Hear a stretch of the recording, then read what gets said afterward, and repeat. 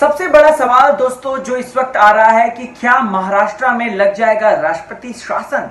आपको बताना चाहता हूं कि मैं राहुल भोज सोशल मीडिया पे अवेलेबल हूं और मुझे कंटिन्यूसली लोग पूछते रहते हैं कि राहुल भोज ये बताओ भाई, डीएम करते हैं मुझे बोलते हैं कि राहुल भोज ये बताओ कि क्या जिस तरीके से महाराष्ट्र में हालत है, जो अराजकता का माहौल है, क्या यहाँ पर राष्ट्रपति शासन लग जाएगा।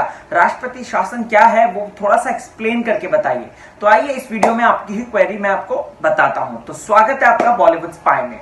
दोस्तों आपको बताना चाहता हूं कि महाराष्ट्र में जो मुद्दा है वो बहुत ज्यादा बड़ा हो चुका है। सबसे पहले आपको बता दूं दोस्तों, तो महाविकास आघाड़ी बन जाती है सरकार यहाँ की, यानी कि एनसीपी, कांग्रेस और शिवसेना, और तीनों ही मिलकर जो है वो चला रही है महाराष्ट्र की भागदौड़। और यहां पर दोस्तों आपको बताना चाहता हूं कि सरकार जो है वो कहीं ना कहीं थोड़ा सा डामाडोल हो रही है। सुशांत दादा की केस की अगर मैं बात करूं दोस्तों, तो जिस तरीके से इन्वेस्टिगेशंस चल रही थी, जिस तरीके से मुंबई पुलिस कार्रवाई कर रही थी, तो कोई भी नतीजा नहीं मिल पाया।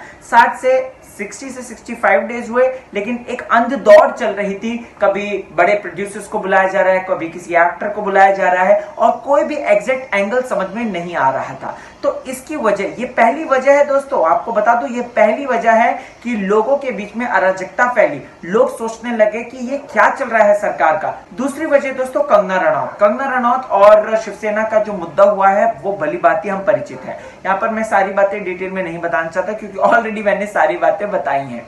दोस्तों कंगना रनौत और शिवसेना के बीच में जिस तरीके से एक धुआंधार पारी खेली गई है, तो यहाँ पर कंगना भी चुप ना बैठे, शिवसेना भी चुप ना बैठे। संजय राउत कभी हरामखोर लड़की बोलते हैं, कभी कुछ बोलते, कभी कंगना पीओके बोलते कि क्या ये पीओके बन गया है क्या मुंबई। तो ये दूसरी वजह है दोस्तों कि यहाँ पर जो है अराजकता बढ़ती गई।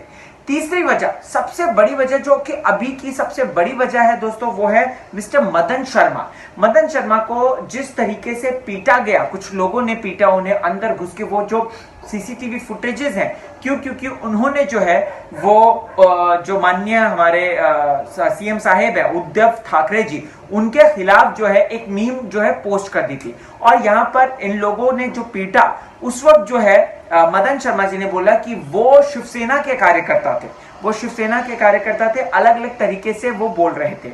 अब दोस्तों अगर आप देखेंगे तो तीनों जो मैंने आपको फैक्टर्स बताए, उन तीनों फैक्टर्स में जो है सेंट्रल गवर्नमेंट ने इंटरफेयर किया है। सेंट्रल गवर्नमेंट जो है, चाहे सुशांत दादा का केस हो, जो पहली वजह मैंने बताई थी, उसमें सेंटर ने इंटरफेयर किया, उसमें सीबीआई इन्वॉल्व हो गई दोस्तों, और उसमें जो है एनसीबी भी आ गई और ईडी तो उसमें थी दोस्तों, ठीक है। और एनआईए की भी बात चल रही थी, लेकिन अभी वो थोड़ा दूर मामला हो गया है।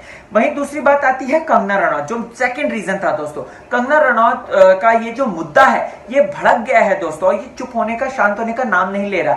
और महाराष्ट्र सरकार में जो ऑपोजिशन पार्टी है, बीजेपी ही मोस्टली लगा लीजिए, या फिर जो कि रामदास अठावले जी की पार्टी है, आरपीआई पार्टी, वो कंगना रनौत को जम के सपोर्ट कर रहे हैं। कंगना रनौत के प्रोटेक्शन में उन्होंने जो है ये भी किया था, क्या कहते हैं, एयरपोर्ट पे भी पहुंच गई थी उनकी सेना जो है शिवसेना से लड़ने के लिए। और वहीं दोस्तों आपको बताना चाहता हूं एक मेजर इंपॉर्टेंट बात, रामदास अठावले जो है वो कंगना रनौत से मुलाकात भी कर लेते हैं इस चक्कर में, और सारी चीजें सामने आती है। और प्लस सेंटर जो है वो वाई सिक्योरिटी भी देता है कंगना को, क्योंकि कंगना की जान को खतरा हो गया था दोस्तों। तो ये दूसरी वजह है। तीसरी वजह मिस्टर ये मदन शर्मा जी की आपको मैं बताना चाहता हूं दोस्तों, इन्होंने बार बार यही मांग उठा रखी है कि राष्ट्रपति शासन लागू हो। महाराष्ट्र में अराजकता बढ़ रही है, मुंबई में अराजकता बढ़ रही है, और वो इस बात को पकड़े हुए हैं, मदन शर्मा इस बात को पकड़े हुए हैं, और वो इस बात को छोड़ ही नहीं रहे। दोस्तों आपको बताना चाहता हूं कि रामदास अठावले जो कि आरपीआई पार्टी के नेता हैं दोस्तों, वो तक उनसे मिलने चले गए, उनसे उनकी खैर तबीयत पूछी। तो यहाँ पर तीन ये मुख्य वजह है दोस्तों। और प्लस अगर मैं बात बताऊं तो सेंटर जो है वो कहीं ना कहीं इन्वॉल्वमेंट जो जिस तरीके से कर रही है, उम्मीदें यहाँ पर लोगों की यही है कि शायद हो सकता है कि राष्ट्रपति जो शासन है वो लागू हो जाए महाराष्ट्र में। लेकिन अगर आप इस पर मेरा विचार पूछेंगे तो मुझे लगता है कि ये अभी जिस स्टेज में सारी चीजें हैं, ये इट्स लिटरली इम्पॉसिबल। देखिए, जब राष्ट्रपति शासन लगता है वो बहुत बड़ी बात होती है, एक कोई बड़ी इमरजेंसी हो गई। और प्लस महाराष्ट्र में तो महाविकास आघाड़ी से पहले जो है राष्ट्रपति शासन लागू था, राइट। तो यहां पर अभी इस वक्त लगना थोड़ा सा इम्पॉसिबल लग रहा है दोस्तों।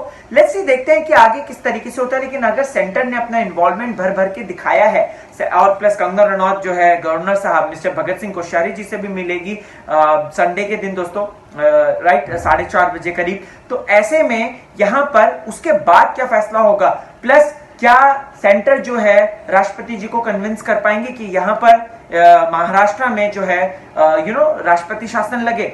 लेट्स सी, देखते हैं, बहुत इंपॉर्टेंट है। लेकिन अभी इस वक्त जिस तरह सिनेरियो चल रहा है, मुझे पर्सनली ऐसा लग रहा है, मेरी इंटरप्रिटेशन और जिस तरीके से मेरी नजर है सारी चीजों पर, ये थोड़ा सा भी उस चीज को पहुंचने में थोड़ा सा भी दूर की बात है। सो गाइस, कमेंट सेक्शन में आप मुझे जरूर बताएं कि आप क्या चाहते हैं, राष्ट्रपति शासन चाहते हैं या फिर चाहते हैं कि यही महाविकास आघाड़ी की सरकार महाराष्ट्र में बनी रहे।